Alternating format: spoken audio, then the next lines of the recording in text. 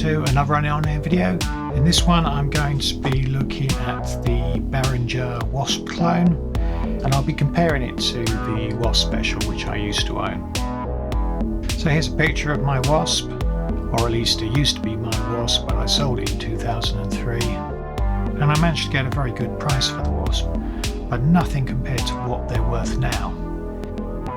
Anyway, fortunately Behringer have now done this clone, and I want to check it out. There are some new features. So before I look at the Wasp in more detail, if you'd like to support the channel, then please check out my Bandcamp and Spotify pages. Links in the description. Also, if you get something from the video, then please consider leaving a like and subscribing for more synth-based content. Right, let's get on with it. So I'm going to look at the Behringer Wasp reissue. I'm going to assume for now that you know how subtractive synthesis works, and therefore I can just get in and show the various features that are available here. Right, I'm just going to quickly go over the physical device and ports and stuff like that. So I'm going to have a quick look at the back. So I'm going to turn it over. Okay, so we've got a high and low impedance outputs, power supply and power switch, and the MIDI channel is controlled here using these dip switches. And let's have a look at the connections at the front. So we've got a USB, which enables the thing to be controlled via USB MIDI. Then we have a MIDI in and through, oscillator out connections, an external input, a main audio output, that's mono, and then you've got the headphone output, which is what I'm using to record the sound at the moment. Previously, there was only the outputs on the back. There were no separate oscillator outputs. There was no external input. There was no third output here. So it's got a lot in terms of outputs, and I suppose the main reason for that is because it's a Euro rack device. Then this could be integrated into a modular setup, and therefore you need the audio output on the front. That would sort of make sense. Let's have a look through the controls then. So we've got this bend control, which is something that I've typically not used that much. Let's have a look.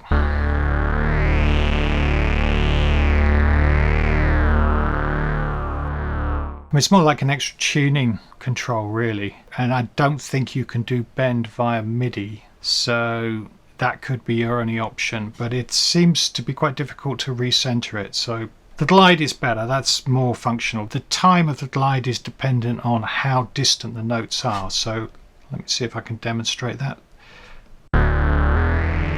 So even though I've got glide up to maximum, it doesn't take very long to do it, but if I go 1.5 octaves, it takes ages. So you've got to factor that in. But it's good, that's fine.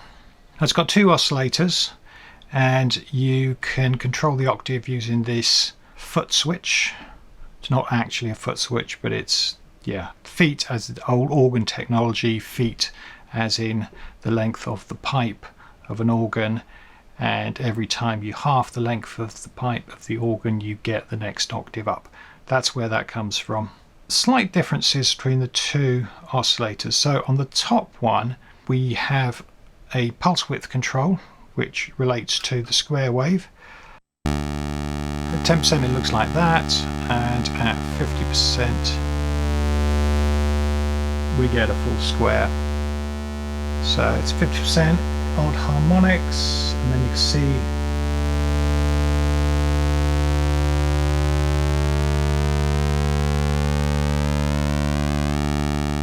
the even and odd harmonics then mix, and you get a greater range.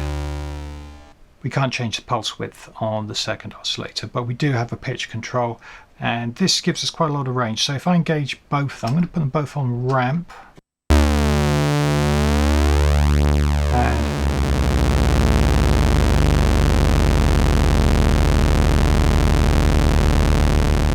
so you can't quite go down an octave.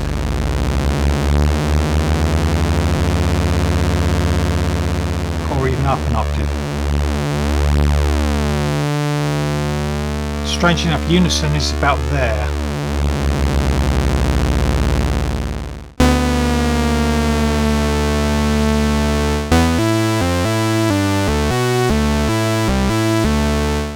Okay, so you've got fifths about there.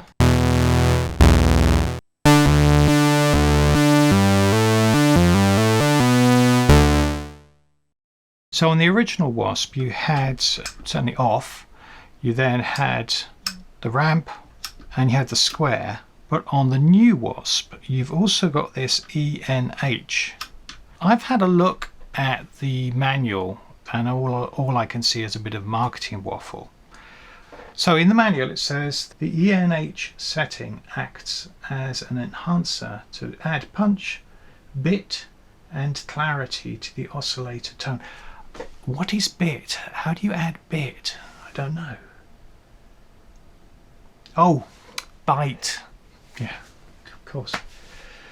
And clarity to the oscillator tone. Yeah, okay, well, I don't know whether it does that, to be honest. You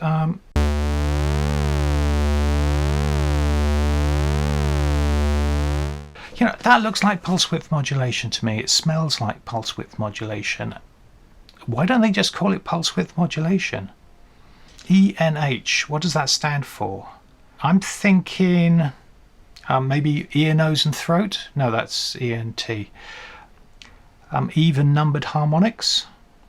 I can't think of anything else that it might relate to, but it's essentially pulse width modulation. Now that's a really good feature, and it's sort of surprising that they haven't emphasized that a little bit more. The other thing about it is that you have no control over it. You either have it on or off. So normally with pulse width modulation you might expect a sort of depth control and a speed control, and it's normally linked to your LFO. But this is completely independent. I mean, if I use the frequency control on the LFO, there's another hidden LFO in here somewhere that's doing that. Either that or I'm wrong and it's not pulse width modulation, but it certainly looks like it to me. So what else have we got? We have a mix control here. Now these controls weren't here before, and it's a sort of welcome addition. So you now have got quite a lot of mixing going on that wasn't there before. So you've got obviously the two oscillators, then you've got the external input, and then you also have a noise source.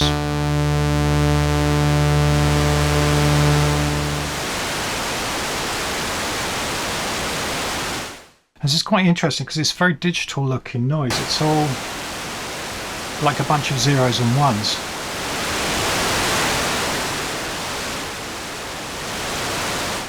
Which is pretty good.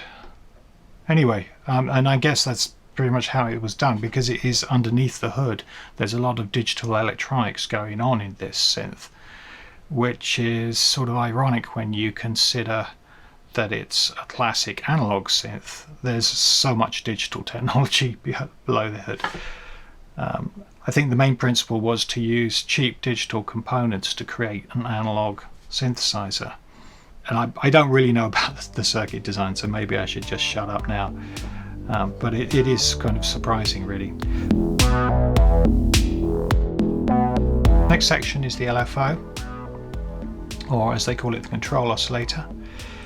So we have the frequency. Let's put a little bit of pitch mod. We've got a sine. We have a ramp. Those seagull noises. Oh, actually, seagulls are more sawtooth, aren't they? Okay, so we've got the square.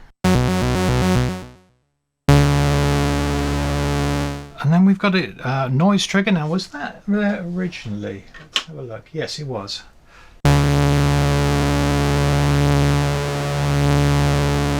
Now this one, the frequency doesn't really seem to affect it very much, so I think it's essentially just noise going to the control voltage of the oscillators. So you just get a noisy signal. So we've got the random noise, so that's basically a red noise source, and that's going to give us those sort of random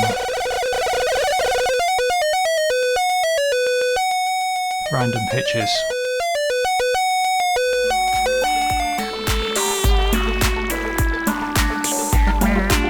So have a look at the filter. Now this is a very comprehensive filter. It's 24 dBs per octave, and apart from the standard sort of frequency and Q,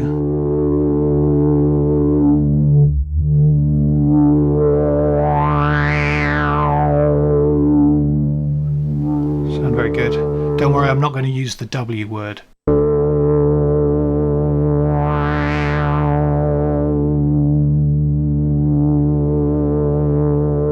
I've been warned once and I'm never going to use it again. It's very wobbly. No, it's not wobbly. It's very filterish. What's great about this is you've got 4 modes. Now the original Wasp only had 3 modes. It had low pass, and it had band pass, and it had high pass.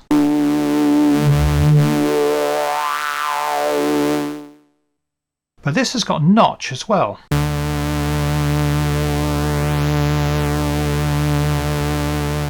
Now the thing with notch, and why you don't see it very often, is because it just takes a narrow band of frequencies out, and it's actually quite difficult to hear.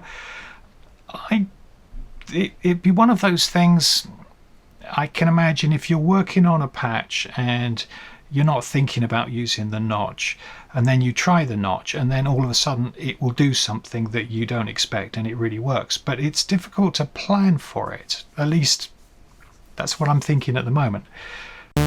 But it was an option that wasn't available before, although apparently there was some way in which you could sort of jam the switch and you'd get a notch effect. It's most noticeable if your Q is up full, as you kind of expect.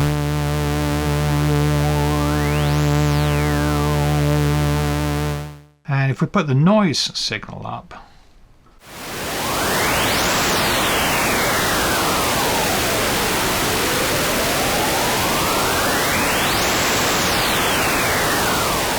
yeah, it's a bit like scanning radio frequencies and something like that. You know, maybe they could have used this at SETI and had a bit more luck. Let's talk about the envelope shapers then, and then I'll go back to some of the modulation. The envelope generator for the amplitude has attack and decay, but decay is also the release time. And then you have a sustain control. Okay, and if I put it up full,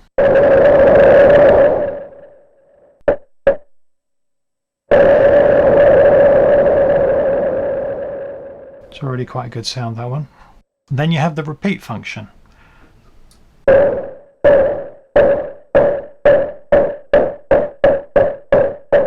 That used to be there, so that nothing has changed in terms of that, except there is one function that has been added, and that is this hold switch. So on the filter side then, we have the attack and decay, and again the decay has the same function, but there is no sustain. Instead what we have is a delay. In this particular case then we have the filter envelope being triggered at exactly the same time as the amplitude envelope.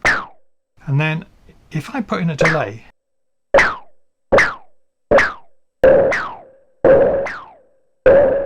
we've got that sort of delay effect, which is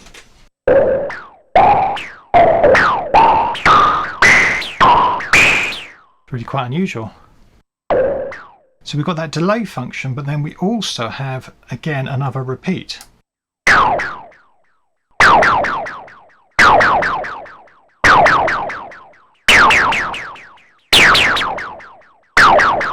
You know, all of a sudden we're in the world of 1970s sound effects with this thing. So the last main features are really then the amount of filter envelope you can add and the amount of LFO you can add. What's quite good about this is that it has the plus and minus on a single control, so you don't have to switch it to invert it. Not that that's such a big deal.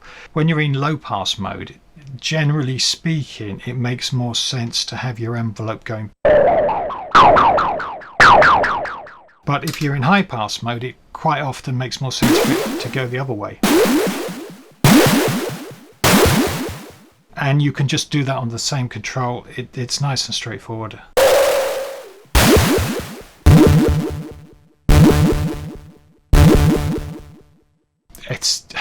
I'm already getting into programming accidentally just by showing you how this thing works. That's how good it is. Now, the real power of it, I think, is beginning to show itself. It's these repeats. A lot of the digital synths I have been looking at recently are very limited when it comes to LFOs. They tend to have one and it modulates the pitch, and vibrato seems to be the only thing they do. This effectively has 3 LFOs. Well, I hope you found that useful. I certainly did, because one of the things I want to do is to complete a track which just uses the Wasp. I'll probably cheat a bit when it comes to the drum sounds, but I'm going to try and get some percussion sounds out of it. I'm sure with patience you could get a lot of very good percussion sounds out of it, but you know, how much patience have I got?